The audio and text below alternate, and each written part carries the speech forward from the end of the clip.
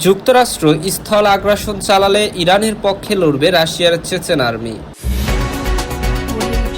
যে শর্ত মানলে যুদ্ধ বন্ধ করবে ইরান। ইরান যুদ্ধে এবার যুক্তরাষ্ট্রের সঙ্গে যোগ দিচ্ছে আরব আমিরাত। মার্কিন অস্ত্র পরিবহনে ইসরায়েলকে আকাশসীমা ব্যবহারের অনুমতি দেয়নি ফ্রান্স। চুক্তি হোক বা না হোক, ইরান যুদ্ধ শেষ করার সময় জানালেন ডোনাল্ড ট্রাম্প।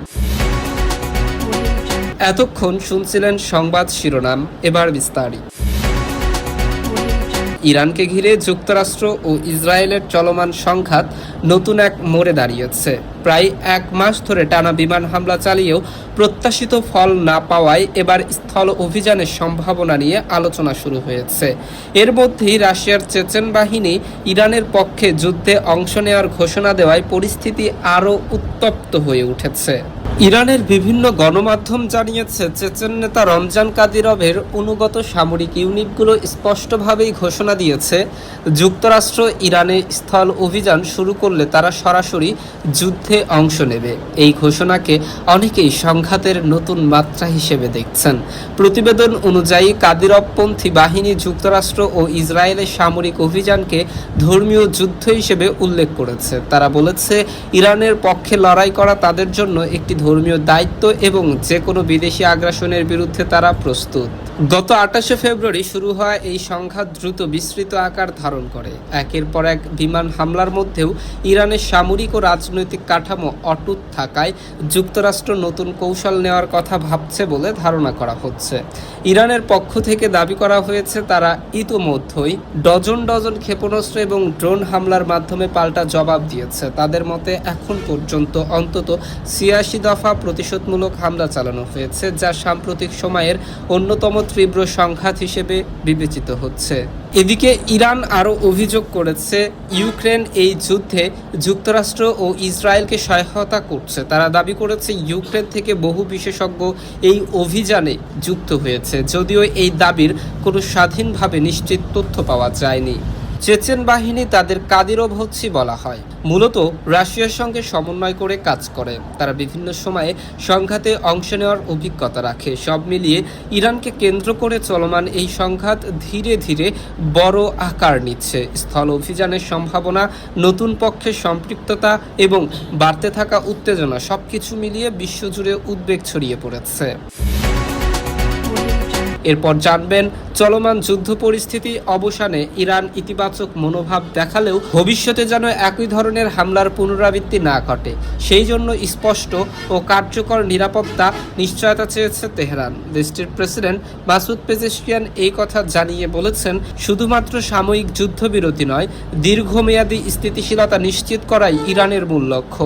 ইউরোপীয় কাউন্সিলের প্রেসিডেন্ট অ্যান্টনিও কস্তার সঙ্গে টেলিফোনে আলাপকালে পেজেশকিয়ান বলেন, ইরান সংঘাতের অবসান চায় এবং সেই লক্ষ্যে প্রয়োজনীয় সদিচ্ছাও রয়েছে। তবে তিনি জোর দিয়ে বলেন, ভবিষ্যতে যেন কোনো আগ্রাসন না ঘটে সেই নিশ্চয়তা নিশ্চিত করা ছাড়া আর কোনো সমঝোতায় পৌঁছানো সম্ভব নয়। ইরান দীর্ঘদিন ধরেই দাবি করে আসছে, যুদ্ধবিরতি সাময়িক সমাধান হলেও এটি স্থায়ী শান্তি নিশ্চিত করতে পারে না।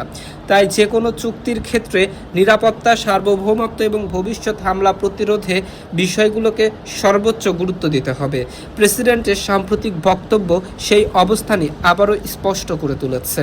চলমান সংঘাতের প্রেক্ষাপটে ইরানের এই অবস্থান আন্তর্জাতিক অঙ্গনে নতুন করে আলোচনার জন্ম দিয়েছে। অনেক বিশ্লেষকের মতে, ইরান এখন এমন একটি চুক্তি চায় যা কেবল যুদ্ধ থামাতে নয়, বরং ভবিষ্যতের জন্য একটি শক্তিশালী নিরাপত্তা কাঠামো তৈরি করবে। অন্যদিকে পশ্চিমা দেশগুলোর পক্ষ থেকে এই শর্তগুলো কতটা গ্রহণযোগ্য হবে তা এখনও অস্পষ্ট। এরপর জানবেন, ইরানকে ঘিরে চলমান সংঘাতের মধ্যে নতুন করে উত্তেজনা ছড়িয়েছে সংযুক্ত আরব আমিরাতের সম্ভাব্য সামরিক ভূমিকা নিয়ে। হরমুজ প্রণালী খুলে দিতে যুক্তরাষ্ট্র ও তাদের মিত্রদের সঙ্গে যৌথ অভিযানে অংশ নেওয়ার প্রস্তুতি নিচ্ছে দেশটি, এমন খবর প্রকাশ করেছে আন্তর্জাতিক সংবাদ মাধ্যম। প্রতিবেদন অনুযায়ী আমিরাত হরমুজ প্রণালীতে নৌ চলাচল স্বাভাবিক রাখতে সামরিক উদ্যোগে অংশ নেওয়ার বিষয়টি গুরুত্বের সঙ্গে বিবেচনা করেছে। একই সঙ্গে এই বিষয়ে আন্তর্জাতিক সমর্থন জোগাড়ে কাজ করছে তারা, বিশেষ করে জাতিসংঘের নিরাপত্তা পরিষদের অনুমোদন পাওয়ার বিষয়ে জোর দিচ্ছে দেশটি। আমিরাতের এক কর্মকর্তার বরাত দিয়ে জানানো হয়েছে, যুক্তরাষ্ট্র, ইউরোপ এবং এশিয়ার কয়েকটি দেশকে নিয়ে একটি জোট গঠনের আহ্বান জানানো হয়েছে। এই জোটের লক্ষ্য হবে সামরিক শক্তি প্রয়োগ করে হরমুজ প্রণালী খুলে দেওয়া এবং সেখানে নৌ চলাচল নিশ্চিত করা।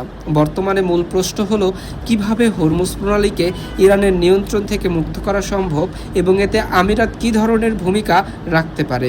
এই বিষয়গুলো নিয়েই কাজ করছে দেশটির নীতি নির্ধারকেরা। এ ব্যাপারে আমিরাতের পররাষ্ট্র মন্ত্রণালয়ের প্রতিক্রিয়া জানতে চাইলে তারা সরাসরি কিছু অস্বীকার করেনি, বরং জানিয়েছে হরমুজ প্রণালীতে অবাধ নৌ চলাচল নিশ্চিত করার বিষয়ে একটি বৈশ্বিক ঐক্যমত তৈরি হয়েছে। উল্লেখযোগ্য, গত 28শে ফেব্রুয়ারি ইরানের ওপর যুক্তরাষ্ট্র ও ইসরায়েলের যৌথ হামলার পরপরই তেহরান হরমুজ প্রণালী কার্যত বন্ধ করে দেয়। বিশ্বের প্রায় 20% তেল এই গুরুত্বপূর্ণ সমুদ্রপথ দিয়ে পরিবাহিত হয়। ফলে এই পথ বন্ধ হয়ে যাওয়ায় বৈশ্বিক জ্বালানি সরবরাহে বড় ধরনের সংকট তৈরি হওয়ার আশঙ্কা দেখা দিয়েছে। বিশ্লেষকদের মতে, যদি আমিরাত সত্যিই সামরিকভাবে এই অভিযানে যুক্ত হয় তাহলে সংঘাত আরও বিস্তৃত আকার নিতে পারে। এতে মধ্যপ্রাচ্যের স্থিতিশীলতা যেমন হুমকির মুখে পড়বে, তেমনি বৈশ্বিক অর্থনীতিতেও বড় ধরনের প্রভাব পড়তে পারে। সব মিলিয়ে হরমুজ প্রণালীকে ঘিরে এই নতুন কূটনৈতিক এবং সামরিক তৎপরতা পরিস্থিতিকে আরও জটিল করে তুলেছে। এখন পর্যন্ত আন্তর্জাতিক সম্প্রদায়ের ভূমিকা এবং সম্ভাব্য সিদ্ধান্তই নির্ধারণ করবে পরিস্থিতি কোন দিকে মোড় নেবে। আরও জানবেন, ইরানকে কেন্দ্র করে চলমান যুদ্ধের প্রেক্ষাপটে ইউরোপীয় দেশগুলোর অবস্থান নিয়ে নতুন করে বিভাজনের ইঙ্গিত মিলেছে।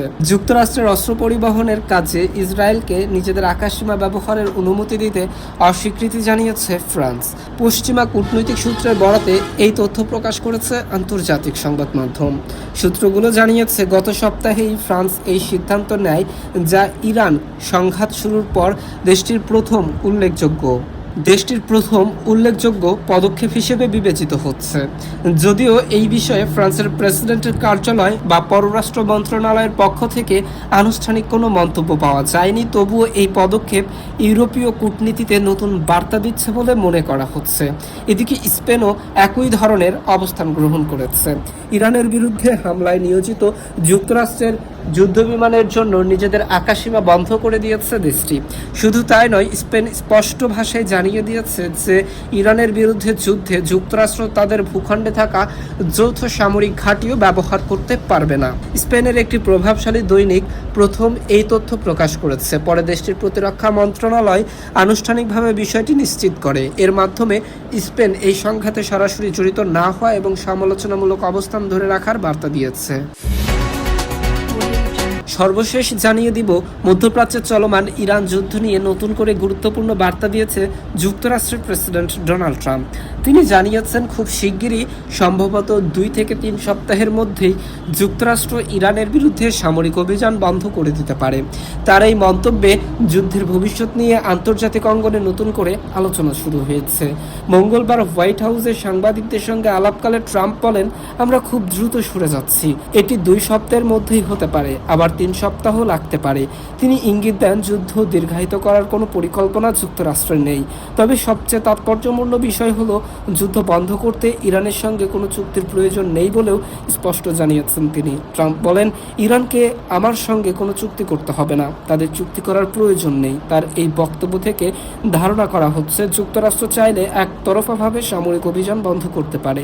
এর পাশাপাশি ট্রাম্প ইউরোপীয় মিত্র দেশগুলোর ভূমিকায় কড়া সমালোচনা করেছেন। তিনি বলেন, কিছু দেশ এখনো হরমুজ প্রণালীর সংকট মোকাবেলায় যথেষ্ট দৃঢ়তা দেখাতে পারছে না। তাদের আরও সাহসী কার্যকর পদক্ষেপ নেওয়া উচিত বলে মন্তব্য করেন তিনি। এই মন্তব্য যুক্তরাষ্ট্র ও ইউরোপের মধ্যে কূটনৈতিক টানাপোড়েনের ইঙ্গিতে মিলেছে। অন্যদিকে মাঠের বাস্তবতা এখনও বেশ উত্তপ্ত। 28শে ফেব্রুয়ারি শুরু হয় এই সংঘাত 1 মাস পেরিয়ে গেলেও থামার কোনো সুস্পষ্ট লক্ষণ দেখা যাচ্ছে না। মধ্যপ্রাচ্যের বিভিন্ন এলাকায় পাল্টা হামলা অব্যাহত রয়েছে। বিশেষ করে লেবাননের রাজধানী বৈরুতে সাম্প্রতিক ভারী বোমাবর্ষণ পরিস্থিতিকে আরও জটিল করে তুলেছে। ইসরায়েলি সামরিক বাহিনী জানিয়েছে, তারা হিজবুল্লাহর শীর্ষ কমান্ডার এবং গুরুত্বপূর্ণ নেতাদের লক্ষ্য করে এই হামলা চালাচ্ছে। এতে করে সংঘাত আরও বিস্তৃত হওয়ার আশঙ্কা তৈরি হয়েছে। বিশেষজ্ঞদের মতে, এই ধরনের হামলা চলতে থাকলে যুদ্ধ দ্রুত শেষ হওয়ার সম্ভাবনা কমে যেতে পারে। এতক্ষণ আমাদের সাথে থাকার জন্য ধন্যবাদ।